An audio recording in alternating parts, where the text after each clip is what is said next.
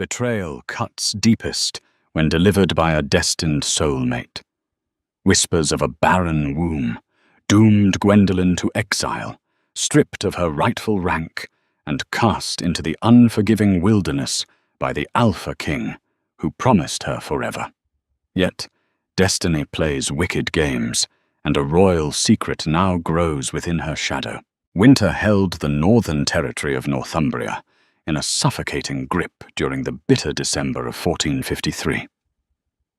Inside the ancient stone walls of High Reach Castle, the air was thick with tension and the heavy scent of burning pine. Gwendolen Fairchild, an Omega of modest birth but unparalleled grace, stood trembling before the grand hearth. She clutched the heavy woolen folds of her cloak, her eyes fixed on the man seated upon the carved oak chair of the Alpha King. Alexios Smith was a terrifying vision of authority. Broad-shouldered, with eyes the colour of forged steel, he had united the warring packs of the British Isles through sheer force of will. He was her fated mate, chosen by the moon goddess, a bond they had consummated in secret beneath the harvest moon only months prior. But the warmth of that memory was now entirely absent from his hardened gaze.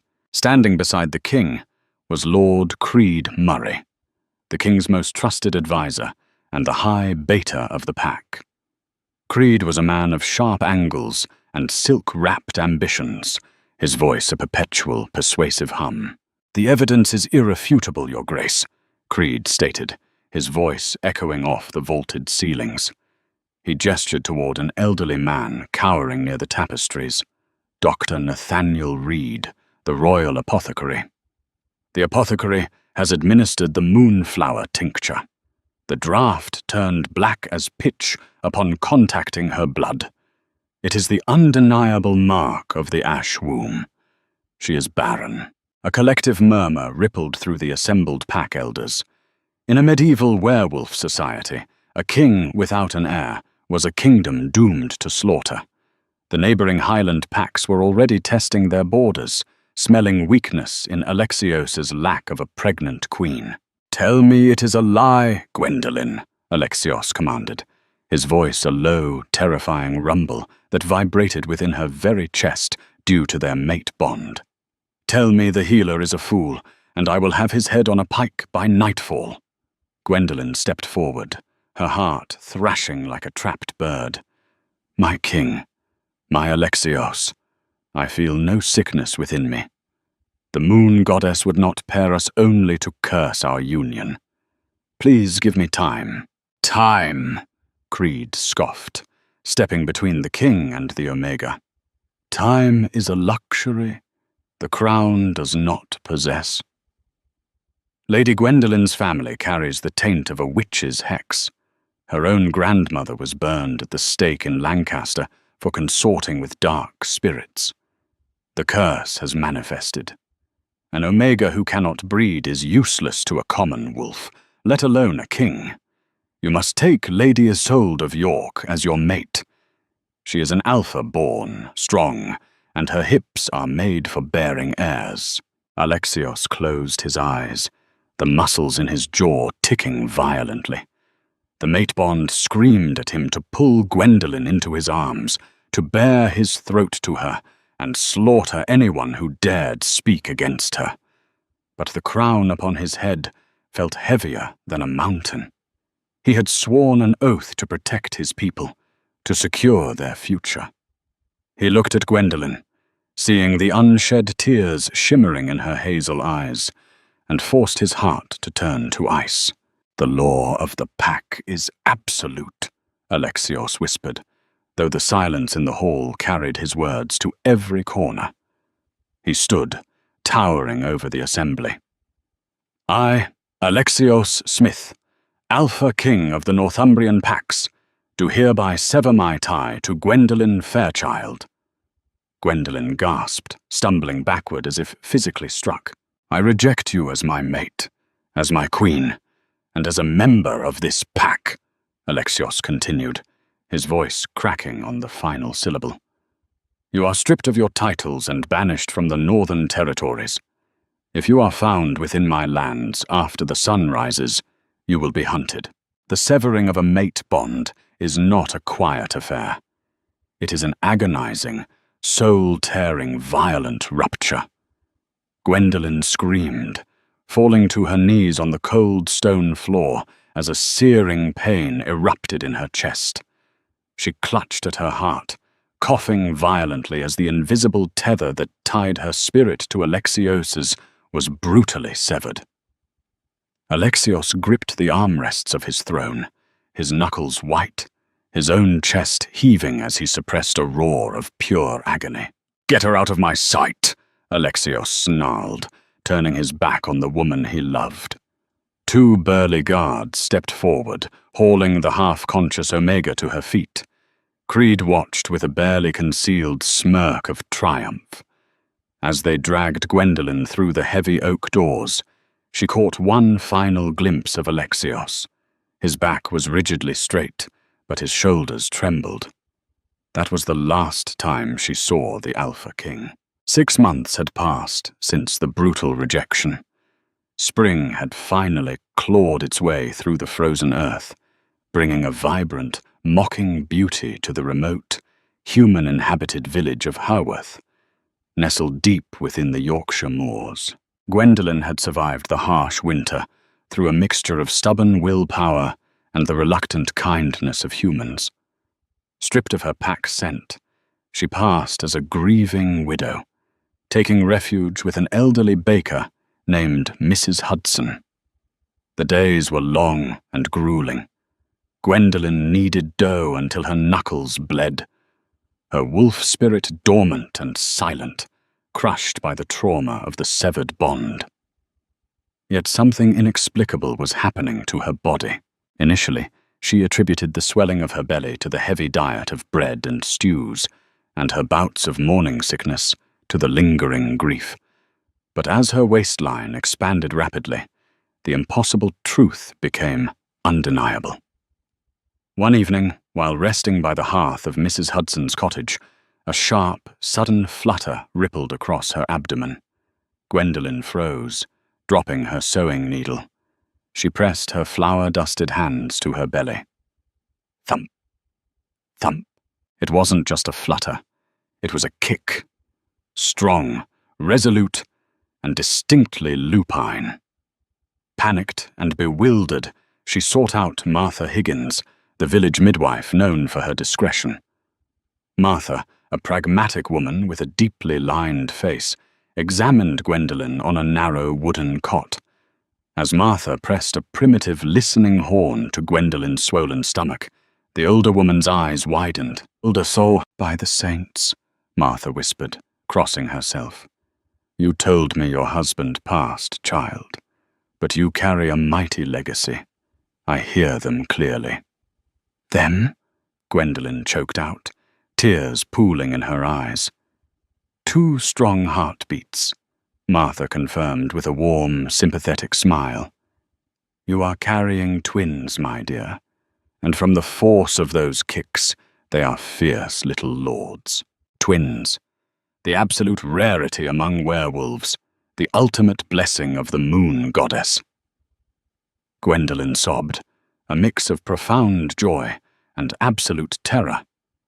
She wasn't barren. The apothecary's tincture, the black blood, it had all been a fabricated lie. The curse was a myth. She was carrying the Alpha King's heirs, true royal blood.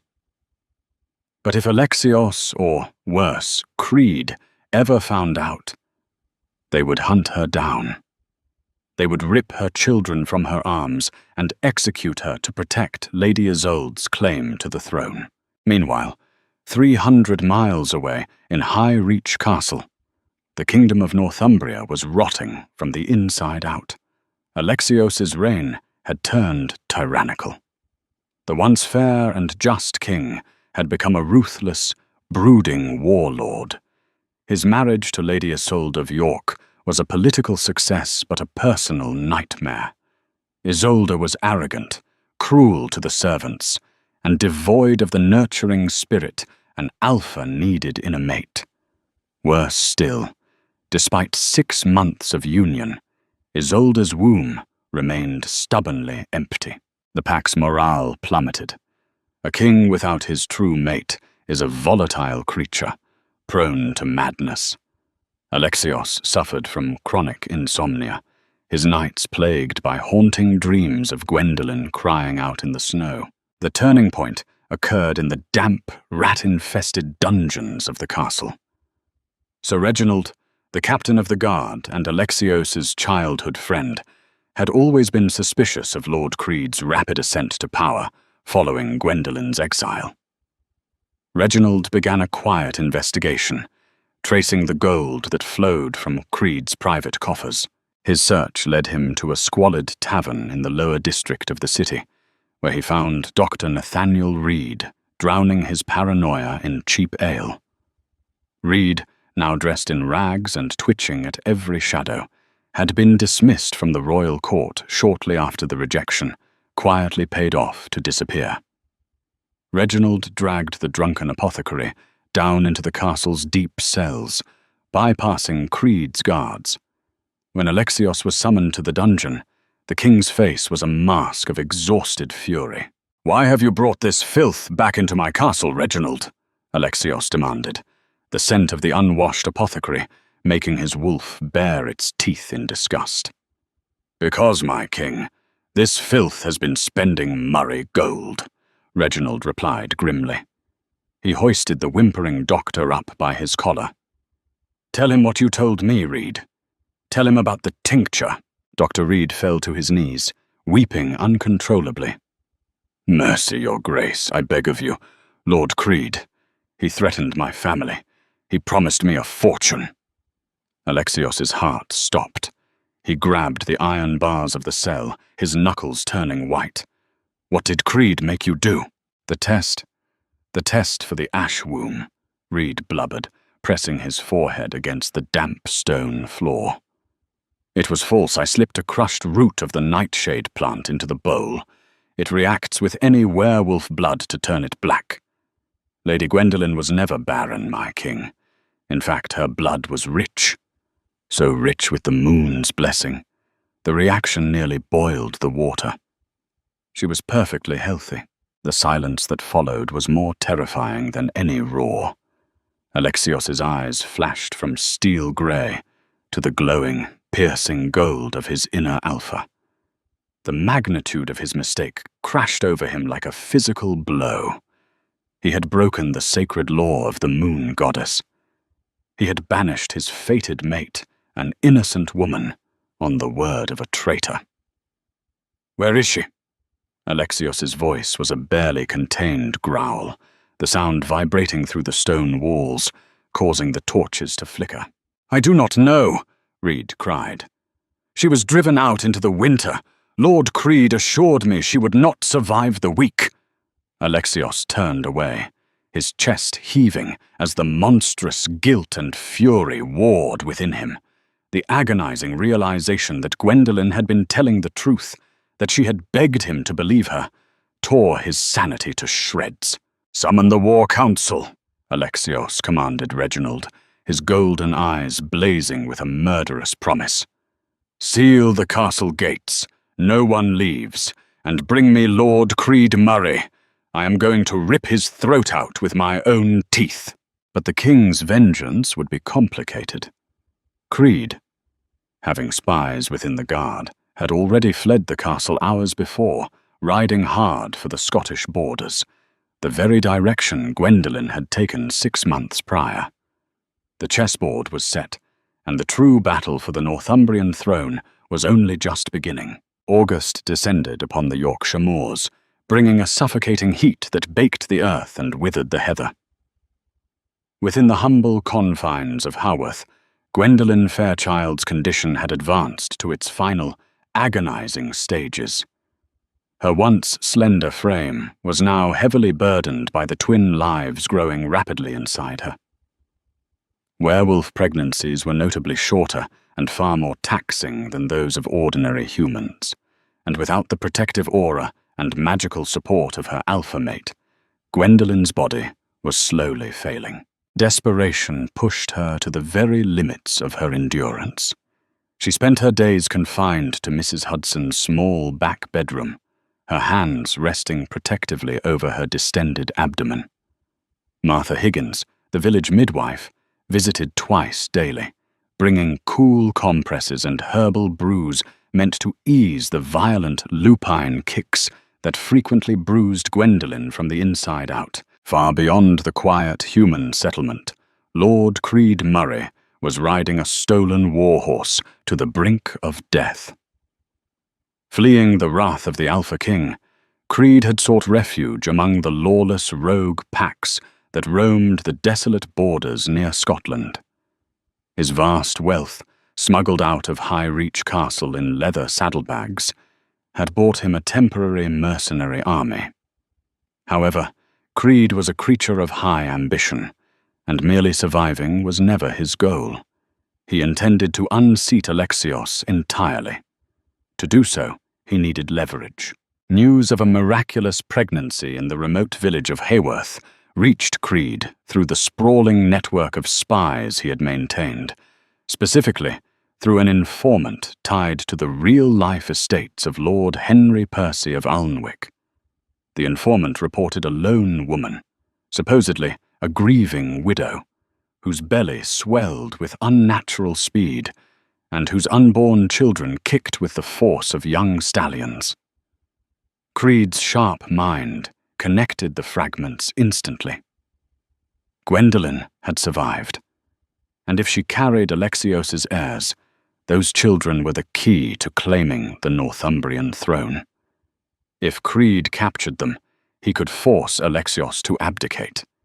If he killed them, he secured Queen Isolde's fragile grip on the crown, knowing she would reward him with the high beta position permanently. Labor began on a night when the sky was choked with thick, bruised clouds, obscuring the full moon. Gwendolen awoke to a tearing sensation in her lower spine, a pain so profound it stole the breath from her lungs. She bit down hard on a leather strap Martha had provided, refusing to scream and draw unwanted attention to the baker's cottage. Hours bled into a torturous blur of agony and fierce determination. Martha worked tirelessly by the light of a single tallow candle, her experienced hands guiding the frantic Omega. Magic, raw and untamed, crackled in the small room. Without an alpha to anchor the birth, the pure energy of the royal bloodline manifested as sudden drops in temperature and the faint, ghostly sound of wolves howling in the distance. "Push, my brave girl," Martha urged, wiping a cool cloth across Gwendolen's feverish forehead. "The first one is ready to meet the world. Give me your strength." Drawing upon the deepest reserves of her shattered soul, Gwendolen bore down with a guttural, distinctly animalistic snarl. A final agonizing contraction ripped through her, followed immediately by the sharp, piercing cry of a newborn. "A boy," Martha wept, hastily cleaning the infant. He was large, robust, and crowned with a thick tuft of raven hair. When he opened his eyes, they were a striking, luminescent silver, the undisputed mark of royal werewolf lineage. Before Gwendolen could even reach for her son, the second wave of labor struck with the force of a battering ram. The second child, eager to follow her brother, arrived mere minutes later. "A girl," Martha announced, wrapping the second squalling infant in a warmed woolen blanket. She possessed her mother's delicate features, but shared the same glowing, inherited gaze of her brother. Exhausted beyond measure, Gwendolen cradled her twins to her chest. Tears of profound joy mingled with an overwhelming, suffocating terror. She had done the impossible. She had delivered the Alpha King's heirs. But her moment of triumph was violently cut short. Outside, the heavy oak door of the bakery splintered inward with a deafening crash. Heavy booted footsteps thundered across the wooden floorboards, accompanied by the low, guttural growls of rogue werewolves in their half-shifted states.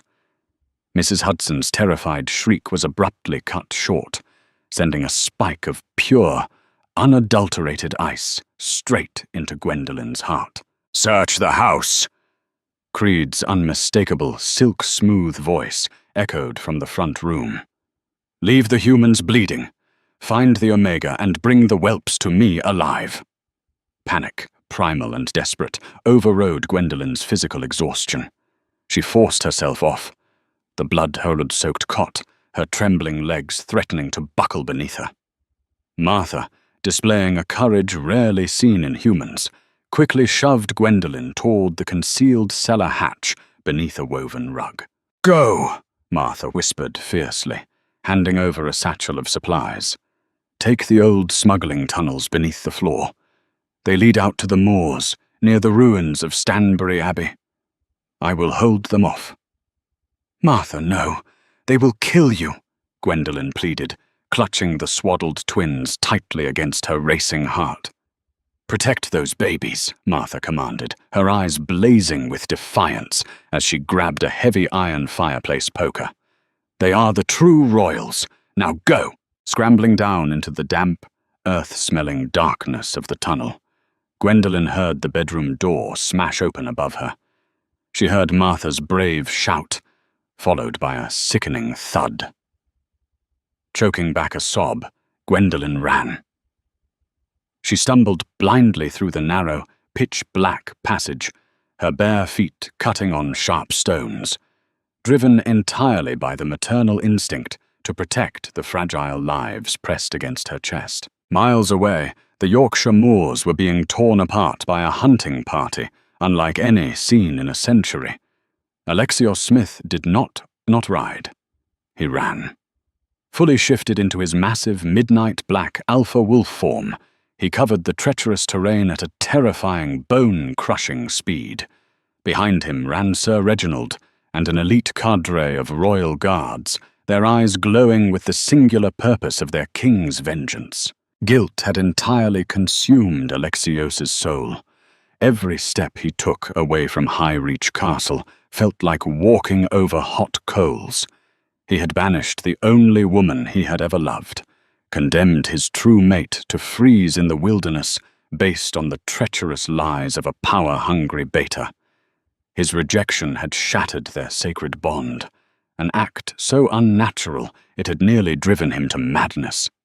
Tracking Creed's scent through the winding valleys, Alexios's inner wolf howled for blood, for restitution, for a chance to grovel at Gwendolyn's feet, if she still drew breath. Dawn was threatening to break, casting a sickly grey pallor over the jagged ruins of Stanbury Abbey. Gwendolyn had reached the crumbling stone sanctuary hours ago, her body pushed far past its breaking point. She huddled violently in the shadow of a fallen altar, wrapping her cloak securely around the sleeping twins to shield them from the biting morning chill. Footsteps crunched deliberately on the gravel outside the ruin. "You always were remarkably resilient, Gwendolyn." Creed's voice drifted through the fog, dripping with mock admiration. "To survive the winter, pass as a human, and birth not one but 2 royal pups. It is a tragedy your story must end here." Creed stepped through the shattered archway, flanked by 3 massive, scarred rogue wolves. He was still in his human form, a cruel, triumphant smile playing on his lips. He drew a long, silver-edged hunting blade from his belt. "Give them to me," Creed demanded, stepping closer. "Make this easy. Surrender the heirs, and I will grant you a quick, painless death.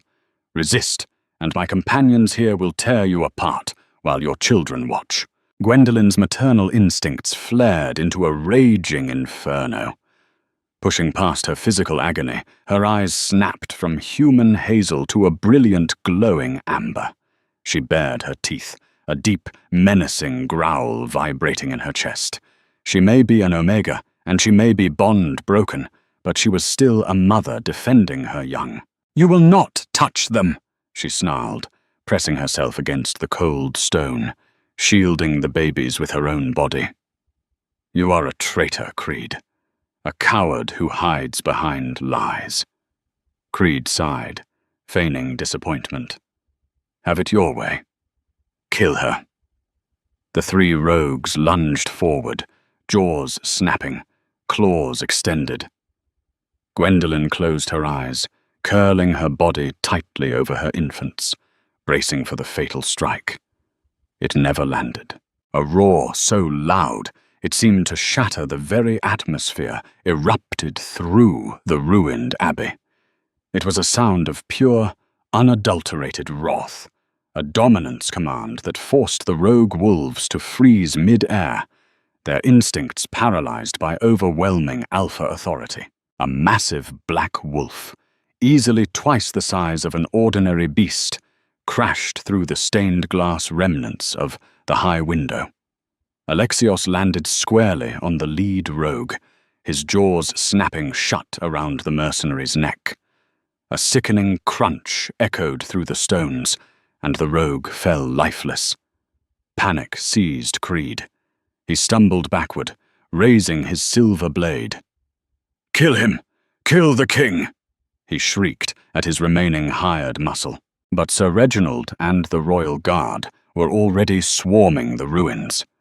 The two remaining rogues were subdued in seconds, pinned to the ground by heavily armored knights. Alexios shifted back into his human form, standing naked and terrifying amidst the rubble. His chest heaved, his muscles corded with tension, his eyes burning like molten gold. He did not look at Gwendolen yet. He couldn't bear to. His absolute focus was locked onto the traitor. "My king," Creed stammered, dropping the silver blade, his bravado dissolving into pathetic cowardice. "It was a misunderstanding. I was trying to secure the heirs for you. Lady Isolde—" "Do not speak her name," Alexios commanded, his voice a lethal, dangerously quiet whisper. "Do not speak at all." In a blur of motion, Alexios crossed the distance. He grabbed Creed by the throat, hoisting the treacherous beta clean off the ground. Creed gagged, his legs kicking wildly, clawing at the alpha's vice-like grip. "You poisoned my court," Alexios stated, staring dead into Creed's bulging eyes. "You deceived your king. But worst of all, you threatened my true mate." With a brutal, merciless twist of his wrist, Alexios snapped Creed's neck. He tossed the lifeless body aside like a piece of discarded refuse, the threat permanently extinguished. Silence descended upon the ruined abbey, save for the faint whimpering of the newborn twins. Alexios turned slowly. His golden alpha gaze softened, fading back to the steel grey of his human eyes. He saw Gwendolen huddled against the altar, covered in dirt and blood, trembling violently as she clutched two tiny, squirming bundles. The sight of her, alive and incredibly brave, shattered the last remaining pieces of his hardened armor. He dropped to his knees, ignoring the jagged stones biting into his flesh. He crawled the last few feet toward her, tears streaming freely down his rugged face. "Gwen," Alexios choked out, his voice breaking completely. "My beautiful, fierce Gwen, what have I done to you?" Gwendolen stared at him, her heart warring between the profound trauma of his rejection and the desperate yearning of her soul. She cautiously shifted her cloak, revealing the sleeping faces of their children. Alexios gasped. He reached out a trembling hand, lightly tracing the dark hair of his son, then the delicate cheek of his daughter. The scent of them, his blood, his legacy, intertwined perfectly with the sweet vanilla scent of his mate, hit him like a physical blow. "I was a fool," Alexios wept, pressing his forehead against the cold stone floor near her feet. "A blind, arrogant monster. I do not deserve your forgiveness. I do not deserve these miracles. But I beg of you, let me spend the rest of my days making amends. Punish me, strike me. But please, come home." Gwendolen looked down at the mighty Alpha King, brought entirely to heel, weeping at her feet. The invisible wound in her chest, the void left by the severed mate bond, began to pulse with a strange, warm energy. The presence of true-born heirs held ancient magic, a restorative power capable of bridging even the most violently broken connections. Slowly, Gwendolen reached out, her fingers tangling in Alexios's dark hair. "You broke me, Alexios," she whispered, her voice laced with pain but devoid of malice. "It will take more than apologies to rebuild what you destroyed." "I know," he murmured, looking up at her with absolute, unwavering devotion. "I will give you my life, my crown, my very soul. I am yours, Gwendolen. Only yours." When Alexios formally escorted Gwendolen back through the gates of Highreach Castle 2 weeks later, the kingdom held its breath. Lady Isolde had already been permanently banished, her marriage to the king annulled by the Pack Elders upon discovering Creed's treason. Gwendolen did not return as an Omega in exile. She rode beside Alexios upon a pristine white mare, draped in the heavy velvet and gold furs of royalty. In her arms, she proudly held the future of Northumbria, Prince Leo and Princess Freya. She had endured the ultimate betrayal, survived the harshest winter, and conquered the darkest magic. She was no longer just a mate. She was the undeniable, fiercely protective Queen of the North, and the Alpha King would spend eternity ensuring no shadow ever touched her again. Did this tale of medieval betrayal, fierce redemption, and the ultimate triumph of a rejected queen capture your heart? If you loved Gwendolen's incredible journey from exile to royalty, hit that like button to show your support. Don't forget to share this gripping werewolf romance drama with your friends and fellow story lovers. Subscribe to our channel and turn on notifications so you never miss an epic twist in our next magical adventure.